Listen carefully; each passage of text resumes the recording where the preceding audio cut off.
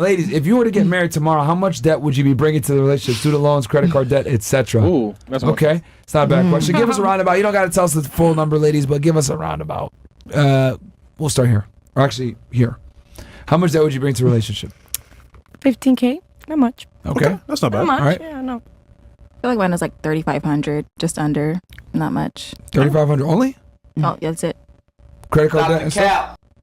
Well, she got a GI Bill. Yeah. So. Yeah, I don't have any. Oh, I have like $1,000 of student loans, but other than that, it's like credit card. All right, so like 5K.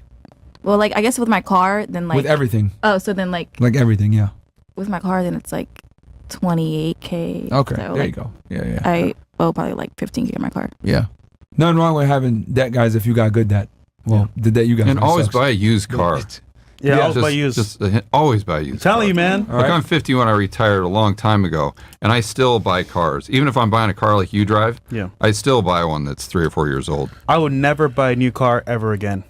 Yeah, it's ever. Terrible. It depreciates terrible. too much. Like, The only way I'll buy a new car is if I get allocation from Lamborghini directly, where like the car is going to be brand new and it's like the first of its kind. Yeah. I can drive it for a little bit and sell it And for you can profit. flip it. Yeah. can flip Other it. than that, I'll never buy a new car again. yeah, I was gonna say, what if you do it for like business, like under an LLC? Does that make sense still? No, I mean, I was talking to Fresh about this after the show, and what I used to do is I'd say, okay, there's a car that I want that's a $2,500 payment. So I'd say, okay, let me go ahead and buy a rental property, and then I can have my renter pay the car note, and then I've got an asset that's appreciating as opposed to one that's depreciating. Someone gave me that advice a couple years ago. Yeah, that's the only way I'd go out and buy a new Right. car. If I just had to pay cash for something, you just let someone else take the depreciation hit right off the bat. Yep, that's smart. All right, so 15, 28. What about you? All. I don't have that. No, it's a plus, bro. Yeah. You have to. You own a home. She just has her boyfriend's debt.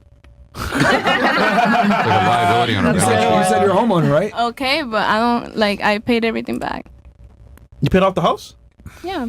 You paid the house off. Wait, hold on. Where's the cap button? So you don't have a mortgage? Wait, hold on. You paid the whole price of the house off. When did you buy your house? How much it cost? I'm not gonna say all that. But yeah, I paid it. Nigga, been So how I'm much not are your stripping. property taxes? I'm not gonna say all that. I paid it off. I don't have debt. That's all. That's all. Ain't no way. I can't look, bill. no because mortgage. I'm an immigrant. I can't have debt. I have to pay everything already. So the immigration process I'm doing because of the U.S. government, I can't have any debt. So you paid So I cash have for your to. house? Yeah, because that's a bartending market. Where'd you buy it? Hold on. Pembroke Pines. In Pines? Like you have the deed. It's not in the Pines. title. It's in Boca. Ain't no way, bro. Bro, come on, bro. Okay. Don't You even guys on, wanna- man. Ain't no Boca Raton? It wasn't given to you, right? Like you bought it. No. I wasn't born here. No. And the I bought deed's it. in your name. Yeah, it's in my name. Yo, IRS, man. Wait. When did you buy it? Like 2 years ago? 3 years ago. 3 years ago. What is it, like a 3-2? Yeah, 3-2. But you were 18 when you bought it? Yeah, I started working since I was 15. So all the money that I raised Yeah, but okay. serving and stuff. But let's say you kept 100% of it. You'd still only have $300,000. No, I didn't waste anything. I know, but let's say you didn't even eat.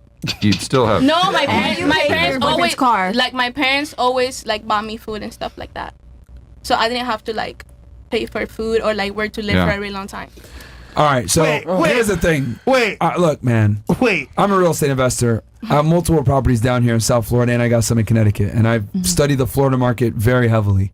To buy a 3-2 approximately 3 years ago, you would have, assuming, let's say it's a turnkey or whatever, even if you wanted to get a rehab, you're spending at least $300,000 to $500,000. $300,000 and you got to put some work in. $500,000 for it to be possibly turnkey in Boca Raton. You're telling me you paid $500,000 cash for a home? But after working for 3 years, starting when you're 15. There's no way. I didn't use any of the money. I just saved it. And you paid his car off? 20K? No way. Yo, you balling. It's sad. Something's off here, bro. You got a sugar daddy, bro. Bro, she's I don't pussy, have bro. a sugar daddy. Yeah, you got a sugar daddy, bro. You got something 100% going got on a sugar there. daddy. What them titties, bro? Either you stripping, either you Yeah, stripping. There's no way. All that work. There's no way. I know sugar for a daddy. fact, Boca Raton, a home up there, 3-2 up there, even if you buy a piece of shit, you're paying at least $300K. Bro, I used to work in and you're Boca going to have to Raton. rehab it. If you buy it brand new, you're going to be paying around $500-$600. 3-2? No way. I used to work in Boca, driving past all the houses. Cheapest one, like $250. Cheapest ones. Yeah.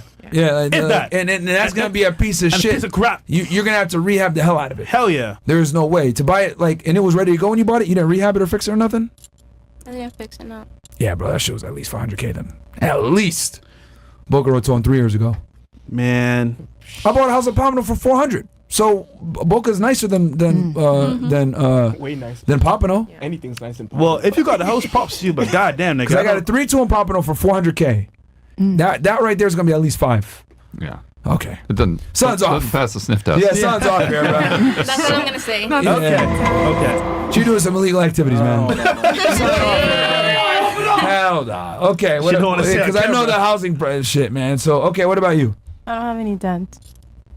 Stop the I cap. don't. Nothing? Like I said, owing something gives me anxiety. So I don't like owing. What if I die tomorrow and then I owe something? But you don't got a credit card That would debt, be your, a car. that would be your benefit. No, but still, it's gonna be. You don't got a I'm not gonna rest car. in peace. You don't got a car. Rest in peace, nigga. I You do won't be have a here. car. I paid it cash. You bought your house. Okay. My car, I paid it cash. I was gonna ask about the club, but your family owns that. You don't own that. Or your parents own it. Yeah, it's my parents. Do you live in your own home or do you live with your parents? Today's sponsor is Be Naked. After 30, your testosterone drops by 2% every year. Yeah, that's right. While you're out here scrolling TikTok, your masculinity is packing his bags. But you don't have to be that guy. Step up with Naked Organs. This ain't no soy boy supplement. This is straight up 100% bison organs, liver, kidney, heart. The stuff men have been using for centuries to stay sharp, strong, and keep their testosterone sky high. Forget your vegan pea protein, quinoa, or whatever weak sauce they're pushing. This is Primal Power, packed with B12, iron, and zinc. Real nutrients that your body needs to stay jacked and ready to dominate. Go to BeNaked.com, use code FRESH, and get 15% off. Keep your masculinity in check, guys. Code word FRESH. BeNaked.com, use code FRESH for 15% off. Support them, support us. No, I'm not. Well, I don't live in my own home yet, but I'm looking into that right now. Are you renting? No, You live with your parents. my mom has 3 houses. You live in one of your mom's houses. Yes. Oh, she balling. Trust me, she's a hard worker. I'm very proud of her, and this is the way I'm the way I am because of her. She's very independent. Wait, are your parents are together, though, right? Or no? Yeah, they're together, but they're going through it. But that doesn't mean, she's always been a go-getter. She's very independent. Who's the actual boss of the club? Is it your mom or your dad? My mom. That's why they're I'm about to getting. That's say, why they're getting my divorced. mom. Yeah. Yeah. There you go. Our mom. My mom is the head of the family. So, Yeah, she's getting. Do you sick want to be and the head tired of the family that. too? I mean, That's L. yes. Oh, just be careful what you wish for. Yeah. But then again, I want to have a partner that supports me as well. Like, I don't want to be I'm very proud of my mom, but I don't want to be fully like her. Like, I want to be a little bit more submissive, A little bit more? A little bit Or more. a Yes. lot more? A lot more. I'm about to say, Yes, a lot more. that's going to be tough. It Okay. is. Yeah, men don't like. I know. Trust me. Yeah, it's whatever. I don't even need to go into it. Yeah. Okay, what about you? I probably have like 1 or 2 loans from school. Okay. That's it right now, though. What do you say total? I would say I think each was 1,500, so 3,000. Oh, Oh, that's it. but wait, your charger. Or I paid that off, but at the beginning of college, that was really like hard walking into college with like no money because I had to instantly get a job like right away. I couldn't like chill. How much did you buy it for? It was about like it was used, like he said. I got a used car. It wasn't like a brand new, but it was I think it was like 17 grand or 18 grand. And you paid it off? Yeah, I mean, You still have it? my parents when I bought that thing, this was my first car, so like no, I don't have it anymore. I got an Accord, and it's very my friends know I call it an old fart because that thing does not move whatsoever. Like I'm excelling and it's so slow. Anyways, yeah, I don't got Okay. the charger anymore. All right. What about you? I have a big mortgage, and For the my car- Airbnb, right? Yeah, yeah. Yeah. What'd you? Yeah, but what'd that's, you I good, that's good settled- debt, though. yeah, Yeah, that's yeah. real estate debt. How much did you buy it for? So they wanted 545. I got them down. We settled at 515. Okay, 3-2, 4-2. 4-2. Miami. Yep. West Little River, up and coming. Oh, yeah. Okay. I was gonna say, I how'd got- you get that price? I got property there too. Okay. It's a turnkey too. But I went in and I had an artist come in and do murals everywhere. So it's actually called the Miami Mural Airbnb. Ah. And I have a branded. graffiti Smart, room that's smart, like smart. Glenwood. I have a designer room that's like Design District. I have a smart. poker room. Why did you opt for the Airbnb versus a long-term tenant? So with long-term tenants, like this is one of my favorite conversations. Say they break a washer or a dryer, right? Yeah. You as a landlord are going to have to go in and replace that, right? Yeah. And also you're only getting, let's say, $500 to $2,000 on top of whatever your mortgage is. If it's paid off, then maybe you're getting more. But let's just go from $5,000 to $1,500 on top of the mortgage payment, right? Profit that you're pocketing. One, with Airbnb, you're maximizing that because you're doing nightly prices versus the whole month, right? And then on top of it, Airbnb covers me. So if anything were to ever happen, which I've only had things happen 3 times now and I've been hosting for 7 months, you can either handle it with the guests themselves. They'll Zell you because they don't want to go through Airbnb. But let's say they're assholes. Airbnb pays you directly as the host rather than you having to deal with that person. No, they're going to pay you for the damages and they're going to deal with the guests themselves. Wow. So it kind of blocks off like that middleman. Like you are literally just dealing with Airbnb itself. Now, here's the benefit in that. I had somebody put a hole in one of my doors and I had my contractor come over who does all my work. He patched it for $40 and I had them replace the whole door for $350. So they zelled me $350. I paid him his $40. Realistically, I just pocketed $310 because I'm not going to replace that door right away. I might get another scratch or bump in it. So honestly, I've seen it be more profitable and other hosts as well have made money off of the damages. We don't want them, but the inconveniences sometimes make us profit. But you can tell it's a side hustle. That's the big difference. If you're getting a rental property, you got a property manager. Of course, It's a passive. Right now, I'm a fan of long-term tenants. So my question to you, though, would be if you had to put a long-term renter in there with that type of rent, would it still cover the mortgage and your expenses, or would you have negative cash flow? Well, my house sleeps 16 people. So if I were to have to go that route, let's say Airbnb dropped dead tomorrow, I would go the route of like a creator house, finding like, but let's just assume for a moment that you had to rent that out long-term with like a year lease or a 2-year lease. I would say I would make $1,500 on top of my mortgage. I would list it. Okay, so you'd still be cash flow positive.